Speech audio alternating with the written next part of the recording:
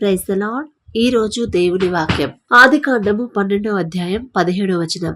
అయితే యెహోవా అబ్రాము భార్య అయిన శారయిని బట్టి ఫరోను అతని ఇంటి వారిని మహావేదనల చేత బాధించెను. అసలు ఈ పరిస్థితి అబ్రహాం గారికి శారమ్మ గారికి ఎందుకు వచ్చిందో మనందరికీ తెలుసు కదండి. ఎందుకంటే దేవుని మాట తీసుకోకుండా, అంటే అబ్రహాం గారు ఒకానొక టైంలో తన సొంత ఆలోచనతో తండ్రి చూపించిన దారిలో వెళ్లకుండా ఒకసారి వెనకబడిపోతాడు. తండ్రి చూపించిన మార్గంలో నడవకుండా ఐగుప్తుకి వెళ్తాడు ఒకసారి ఒకానొక సమయంలో. అప్పుడు అక్కడికి వెళ్ళిన తర్వాత అప్పుడు శారమ్మనే వాళ్ళు తీసుకొని వెళ్ళిపోయినప్పుడు అక్కడ ఏం జరిగిందో మనందరికీ తెలుసు.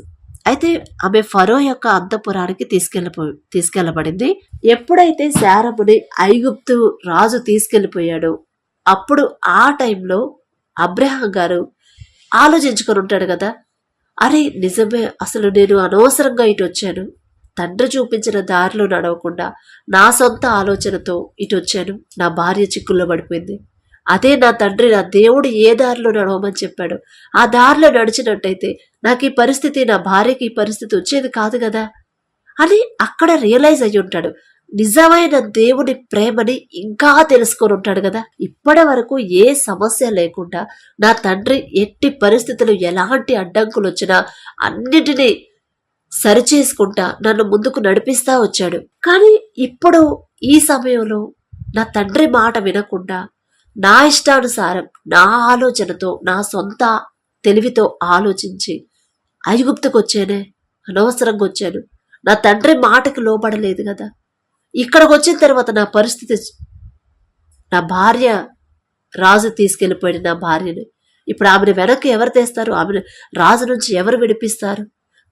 నేనే తప్పు చేశానని రియలైజ్ ఉంటాడు కదా. దేవుని ప్రేమ, దేవుని కేరింగ్ అంటే దేవుని భద్రత ఎలా ఉండిద్దో అర్థమైపోయి ఉండిద్ది కదా. అయితే ఇదే మాట ఆదికాండము 12వ అధ్యాయం 15వ వచనంలో చూస్తే, ఆమెను బట్టి అబ్రామునకు మేలు చేసెను. దేవుడు మేలు చేశాడు, అలాగే ఫరో కూడా అబ్రాహం గారికి మేలే చేశాడు కదా. ఆమెను బట్టి తండ్రి ప్రేమ తెలుసుకునే అవకాశం అబ్రాహం గారికి ఇచ్చాడు తండ్రి. తప్పు రాంగ్ డెసిషన్ తీసుకున్నాడు ఇక్కడ అబ్రాహం గారు. ఐగుప్తుకి వెళ్ళాడు, కానీ తండ్రి చెప్పలేదు వెళ్ళమని. అయినా సరే సొంత ఆలోచన చేసి వచ్చాడు. చివరికి ఏమైంది? చిక్కుల్లో పడిపోయాడు. అలాగే మనం కూడా మన సొంత ఆలోచనతో ముందుకెళ్తే, మన సొంత తెలివి జ్ఞానం మీద ఆధారపడితే అనేక సమస్యలు, అనేక చిక్కులు, శ్రమలు అనేవి మనకు వస్తాయి. కాబట్టి జాగ్రత్త అని మనల్ని జాగ్రత్త పరచడానికి తండ్రి వాక్యం ద్వారా మనతో మాట్లాడుతున్నాడు.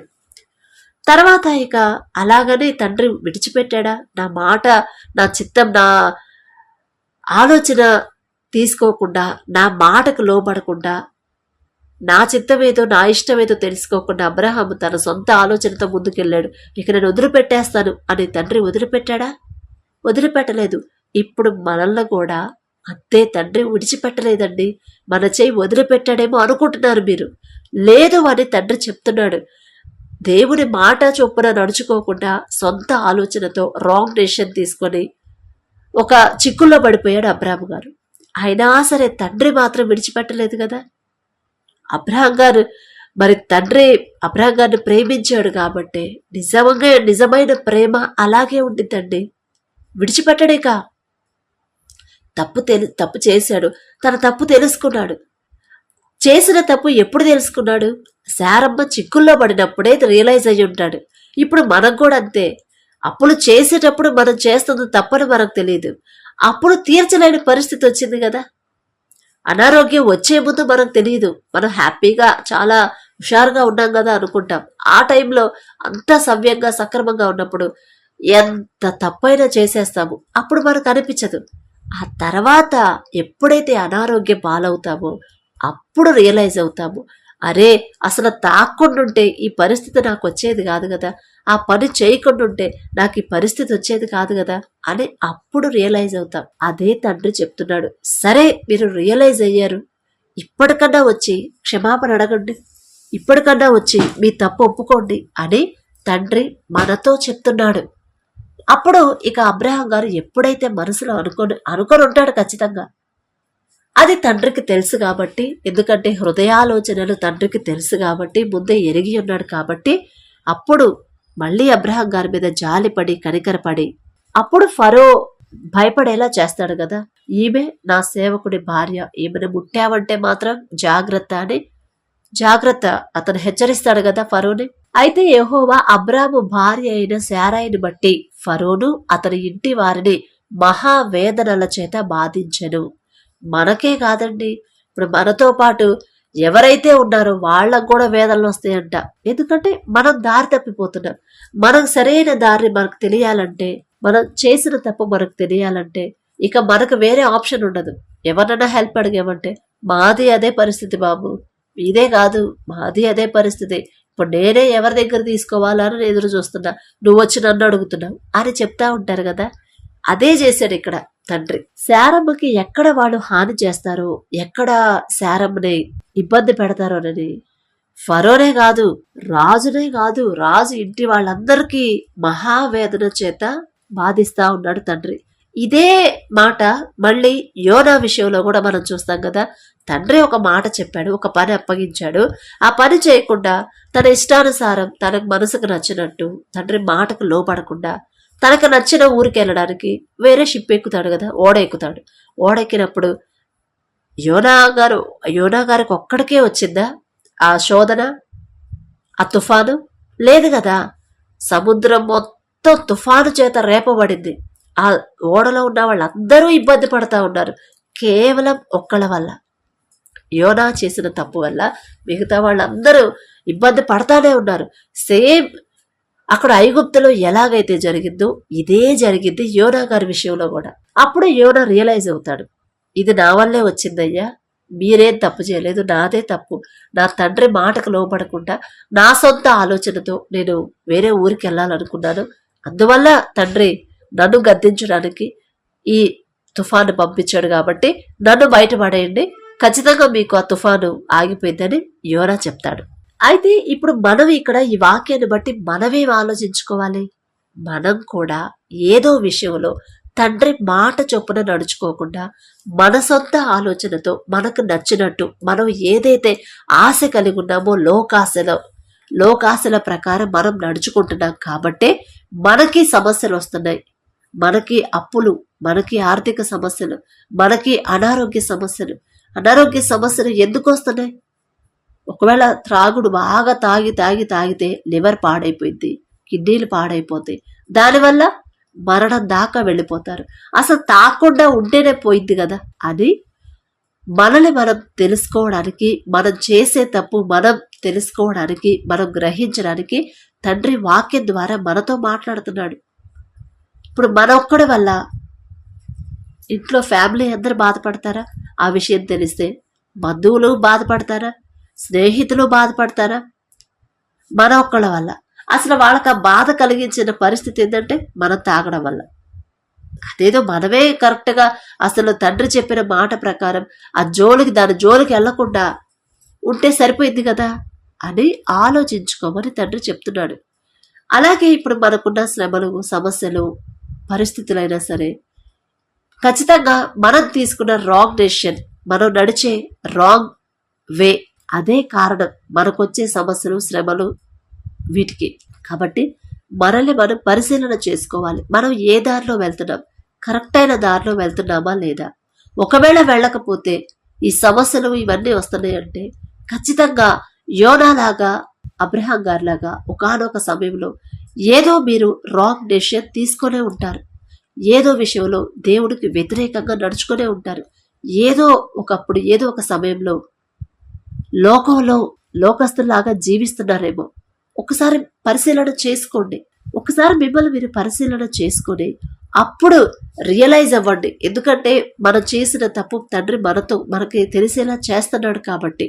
తండ్రి అపారమైన కరుణగల తండ్రి, ప్రేమ, అసలు తండ్రి ప్రేమని కొలవలేము, అంత ప్రేమ మన మీద ఉంది కాబట్టి ఇదిగో ఇప్పటికైనా మీరు చేసిన తప్పు తెలుసుకొని నా దగ్గరకు రండి, వచ్చి మీరు చేసిన తప్పు ఒప్పుకోండి. ఖచ్చితంగా మీకు ఒక దారి నేను చూపిస్తాను, సరైన దారిలో మిమ్మల్ని నడిపిస్తాను. మీ సమస్యలు అంటారా, నాకెంతసేపు, నా బాహుబలం తక్కువైందా మోషే అని మోషేతో ఎంత రోషంగా మాట్లాడతాడు తండ్రి. అంటే నా బాహుబలం తక్కువైందా, నేను చెయ్యలేనా ఆ పని అని మన రోషమగల తండ్రి మనతో మాట్లాడుతున్నాడు. మీకున్న సమస్యలు, మీకు 100 సమస్యలు ఉండొచ్చు, అవన్నీ ఒక్క రోజులోనే తీసివేయగల శక్తి, అంత బాహుబలం నాకు లేదా అని తండ్రి అడుగుతున్నాడు మనల్ని. మనమేం చేయాలి? మనం చేసిన తప్పు మనం తెలుసుకొని గ్రహించుకొని కాసేపు కూర్చొని ఆలోచించుకోండి. ఎందుకు ఇలా జరుగుతుంది ఇంట్లో, ఎందుకు ఈ అనారోగ్య సమస్యలు? ఒకానొక గృహాల్లో అయితే, కొన్ని గృహాల్లో, కొన్ని ఇళ్లలో అయితే అనారోగ్య సమస్యలు ఉంటాయి, అప్పుల సమస్యలు ఉంటాయి, ఉద్యోగం లేకుండా ఉంటారు, పిల్లలకి పెళ్లిళ్ళైనా ఏదో ఒక గొడవ ఇంట్లో వచ్చి ఉంటారు, మనశ్శాంతి ఉండదు.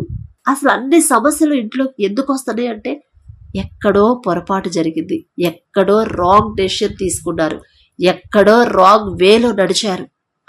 అది ఒకసారి కూర్చొని నిమ్మళంగా ఆలోచించండి.